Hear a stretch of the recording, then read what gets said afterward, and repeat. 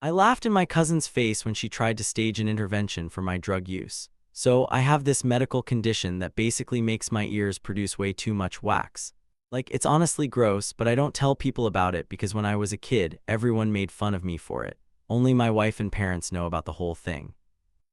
Every other day, I have to put these special drops in my ears, let them sit for like 15 minutes, then flush everything out with this rubber syringe thing. If I don't do it, I get ear infections, my hearing gets messed up, and this ringing in my ears gets way worse.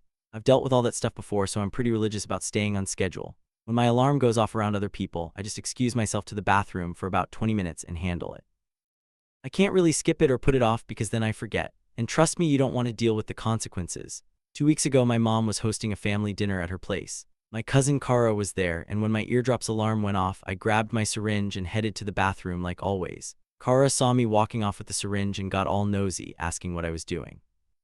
I just said it was a minor medical thing and tried to brush her off, but she kept pushing and pushing. I didn't want to tell her because honestly, she's the biggest gossip in our family. Like, tell Kara something and the whole neighborhood knows by Tuesday, so I just said it was personal and tried to get past her. When I came out of the bathroom 20 minutes later, she was literally standing in the hallway waiting for me. She asked what took so long and why she didn't hear the toilet flush. I told her it was none of her business. She got all defensive and said she didn't mean to offend me or whatever. Fast forward to last weekend. My buddy calls me up and invites me to lunch with some of our friends. He says to meet at his house first so we wouldn't have to drive separately. I'm thinking cool, just a normal hangout. I walk into his living room and there's Kara sitting on the couch with my friends, all looking super serious and uncomfortable, like they're at a funeral or something. Kara jumps right in and says they're all here to talk about my problem and that they just want to help me. I'm standing there confused as hell, asking what problem they're talking about. Then it hits me like a truck what this whole thing is about. I couldn't help but start laughing a little because of how ridiculous the situation was. Kara gets all annoyed and asks what's so funny about my drug addiction. That made me laugh even harder. I asked her why she didn't talk to my wife or my parents if she was so concerned. She says she didn't want to involve my enablers, which just sent me over the edge laughing. My friends are sitting there looking mortified, probably realizing they got dragged into some crazy misunderstanding. Kara's face is getting redder by the second and she snaps that she's done trying to help me. I told her that was perfectly fine by me. She stormed out of there so fast, probably embarrassed that her big intervention just fell apart. Story 2. My husband exploded on me after almost 15 years together and told me he doesn't want to be with me anymore, but then backtracked and said he didn't mean it and wanted me to forget and let him come home. Posted by You Suspicious Rock 1661. My husband 32M and I 32F have been married for almost 2 years but together for almost 15. He is my only real boyfriend I have had in my adult life and we have 2 children together. We have had a rocky relationship from the beginning if I'm being honest, but the last 3 years have, for the most part, been pretty great. The turning point for our relationship, I feel, was after he got blackout drunk at his friend's wedding and spent the entire 1.5-hour drive home that I drove him and his friend home from as I was sober, screaming at me and saying nasty things. Since then, things have been pretty good. I have been working on myself, have lost weight, put more effort into myself and my appearance, and have been making new friends. About 5 months ago, he woke up one day and told me he wasn't happy with his life or me and wanted to leave. He then decided he was wrong and didn't want to leave. Not to drag it on too much, but a highlight reel of the last 5 months is he has 1, left me 4 to 5 times and comes back every time saying he's sorry. 2, I have been unhappy when I have gone for dinner or to see girlfriends. 3, got blackout drunk again and behaved horrendously towards me. I can't really talk about it on the thread. 4, the same night as above, there was some severe drama with his family. I'm also being made to be the villain for telling them this behavior is disgusting, especially since our 2 children were asleep in bed when everything was happening. 5, called me every name under the sun, often in front of our children. 6, accused me multiple times of having affairs with absolutely no suspicions. I didn't realize a few of the things can't be discussed here. His excuses are that he doesn't feel loved enough by me and I'm not affectionate enough, but it's hard to feel affectionate to someone who is treating you like crap. I'm getting very little family support and being made to feel guilty for breaking our family up if I don't let him just come back home. But he is never going to change.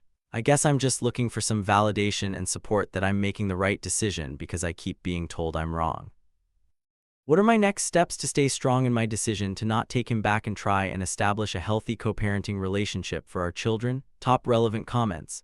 Commenters say no, keep saying no. Find an attorney and keep all conversations between the lawyers. File for immediate custody pending divorce. Separate finances. Do what the lawyer says. Action first and best steps to staying strong. Commenter 2. Imagine if your daughter were going through exactly that. What would you advise her? Please divorce him. Ops response. I think about this all the time. Commenter 3. You've been together since you were teenagers. Time to live your life and figure out who you are without him.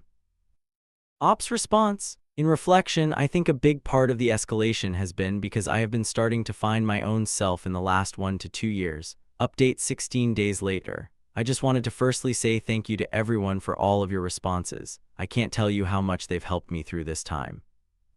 And every time I was struggling, I went back and looked at them all. I just wanted to address a few things mentioned in the comments and then give an update. So skip to the end if you just want the update. I have spent the last few weeks really thinking about our relationship and the dynamics. And honestly, it's difficult to really think about and embarrassing to think I've allowed this for so long. Some background to our relationship and dynamics of my life. We started seeing each other at 15. And on reflection, I can see that he was pressuring me even back then to do what he wanted. For example, pressuring me into losing my virginity when I didn't want to. But thankfully, a friend intervened for me. I grew up in a house filled with domestic violence and an extended family that was very dysfunctional from trauma. Around the time we first met, my stepdad, who raised me and separated from my mom about 3 years prior, told me his new partner didn't like me calling him dad, and she was turning my bedroom at his house into her spare room for when her family came to visit. This essentially ended with him abandoning his dad role in my life. The night we started dating at 17 was, in hindsight, deeply troubling. We had been at a local function and had been friends.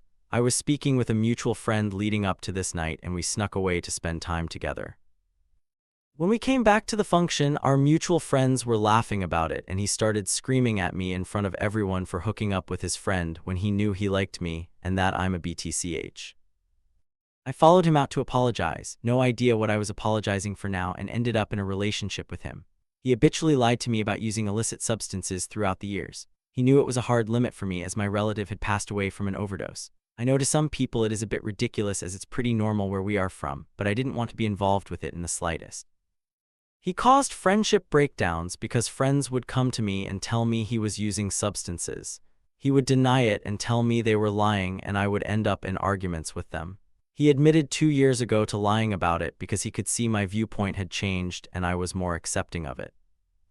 Our relationship was great for the last 2 to 3 years, 1 to 2 years before our wedding and 1 year after. But on reflection, I realized it was because I was just being more obedient to him. I was basically a married single mom and handled everything at home, worked in our business, and was the primary parent for our children. Okay, now for the update. I saw everyone's comments about leaving him and running in divorce. That is definitely my plan, but I'm trying to be smart about everything, not rush it and not do it on impulse. After my last post, I did cave to his pressure and allowed him another chance. I told him that I was going to visit my friend's new apartment in the city and go for dinner together. He lost it and tried to forbid me from going. I told him I wasn't asking for permission. I was just letting him know. He was yelling and carrying on in front of our children, saying that I either be husband and wife again or he's leaving right now. I was just overwhelmed and trying to get him to stop, so I agreed. He also admitted to going through my phone to look at my messages with my friend because he didn't trust what I was saying. But shock and horror, a week later he left again. So currently we are not together. He keeps apologizing and telling me he loves me and regrets the things he was saying to me. He keeps asking me, so are you done or do you want to be with me? I reminded him that he left and we're not currently together. I said without real changed behavior I'm not willing to be together, and I know that he will not be able to do that because I now realize that I think he is a narcissist or at least pretty close. In the meantime, I have been recording many of our conversations and interactions. I am meeting with a lawyer and speaking with an individual counselor and trying to get my house and estate for sale without it being obvious. I also forwarded many of our business financial documents to a separate email in case he restricts access to them. His work email is also on my computer as I handled most of his correspondence. And a few days ago, he had an email from Snapchat about some password change or something. Not really a huge deal, I guess, but I'm pretty confident there is either another specific girl in the picture or he's having casual sex. If there's anything else I should be doing, anything you want clarified or any thoughts you have, I'd love to hear it.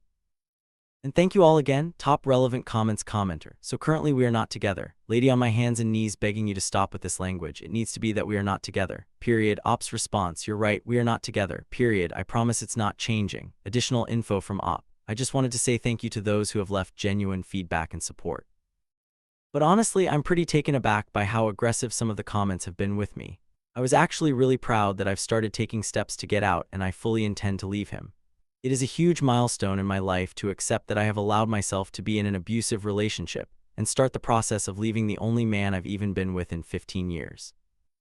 I honestly never really did realize it wasn't normal, which you may not understand, but it's just my reality. And for the people who keep mentioning why I'm putting my kids through this, I think you're misdirecting your anger a bit there. I'm trying my very best to shield them, and I've almost got everything ready to get us out. I'm so close. But the person doing this to our children is him. Am I allowing crappy behavior? Absolutely. But I'm not doing it, and I'm actively getting us out. So anyway, I'm trying my best. I'm leaving. And I hope maybe next time you see a post like this, you might be a little kinder than just a lot of insults. And I still want my children to have a mom at the end of this. So I'm trying to do it without putting myself in any more danger than I already am. Second update 16 days later. Hi all. I wanted to post an update for everyone who gave me advice in my previous posts and helped me through a really difficult time. My soon-to-be ex-husband has been gone from our home for 2 weeks now. It has been 2 weeks filled with crashes, love bombing, and everything in between. But I have held firm and told him I am completely out of the relationship and want a divorce. I have bought new security cameras for the time being, but want to sell our house and buy my own place as soon as possible. Separating our finances is going to be so difficult. I know I'm only at the very beginning of the journey, but I am feeling so proud of myself and strong in my resolution. And honestly, I haven't even missed him once yet. I feel free. The kids and I can be at home and do what we feel like without worrying if he will have a problem with it. There's no more yelling at home, it's just peaceful. So thank you again for your advice. I probably won't have another update, but thank you all. And if you have any tips or tricks for negotiating custody agreements and divorce, that would be great. I can't tell you how much you all helped me push through the hardest part. Top relevant comments. Commenter, please do not cave into his excuses or love bombing. He will never change no matter what he says or promises. I've read your other posts. He sounds like a piece of crap. You and your kids will be so much better off without him and his constant screaming, anger, and abuse. Focus on yourself and your kids now. You should be very proud of yourself for moving on. I know it's scary and hard, but it will be so worth it. Best of luck and a happy future for you and your children. Ops response. I absolutely will not. It's crazy how much you really see when you take off the rose-colored glasses. Thank you. It is a bit scary and definitely hard, but God, has it been worth it. Commenter 2, good for you. I'm so proud of you. You're sticking up for yourself and teaching your children that abusive relationships are not okay. You're setting healthy boundaries and teaching your kids to do the same. Rock on. Ops response. It's so rewarding thinking about my daughter not learning to accept this BS and my son learning that it is not okay.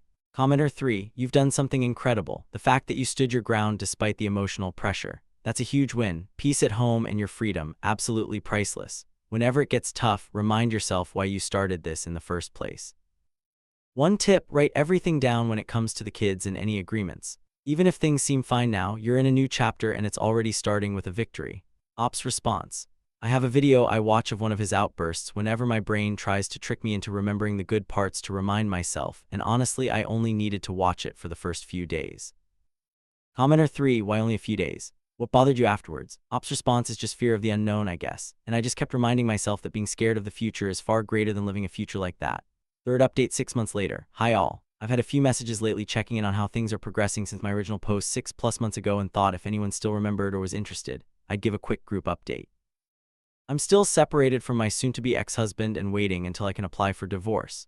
You have to wait 12 months in my country. His behavior continued escalating after the separation and not being able to come home, and it resulted in the police applying for an intervention order against him on behalf of my kids and me. He has had no access to the kids since the start of December. Throughout this, I've been trying to process and heal, and with the help of so much external support, working through a relationship filled with every type of toxic behavior that I didn't even recognize at the time. It has truly been a bizarre experience for me because while my outside world has been metaphorically on fire, my inner world with just my kids and me has been the most peaceful, joyful world I've ever experienced. My children have never been happier. My daughter has stopped wetting the bed every night. My son is becoming the calm, caring boy he always has been, but publicly. They are thriving. I'm so proud of myself for fighting for myself and my kids, and when this process started, the only people I had making me feel like I wasn't going crazy were you all, and I'm so grateful. I think I mostly wanted to post this to show you guys what an amazing support system this can be, and that your words and encouragement really do have an impact, and also to treat those coming here looking for advice with kindness, because we really are trying hard. Thank you all again. Scaling Stories Thoughts. I'm so happy to hear an update from this op. I covered it sometime last year and thought we would never get a follow-up, because that's usually how it goes most of the time when op says there probably isn't going to be another update. Thank goodness op and her kids ended up escaping that situation safely, because the piece of crap X seemed like he could be the type of person to crash out when he realizes he's lost control. Top relevant comments. Commenter: what a lovely update to read. I'm so sorry for all the pain and upset, but wish you continued strength and happiness. Op's response: thank you so much. Commenter 2: I'm so glad to hear this update. Not to alarm you, but depending on the age of the child, that wedding can be a sign of ass abuse. I hope you're getting counseling for the kids as well. Op's response: I actually didn't know that. I had assumed it was from the stress. It can never hurt to look into it though. Thank you for making me aware. Commenter 3: OMG, so sad about what your children went through because of your piece of crap. X people who stay for children should read this. So happy for you and your little family. Op's response: I hope there's some women reading this who get some strength or comfort knowing you will never regret giving your children a mother who feels joy and peace.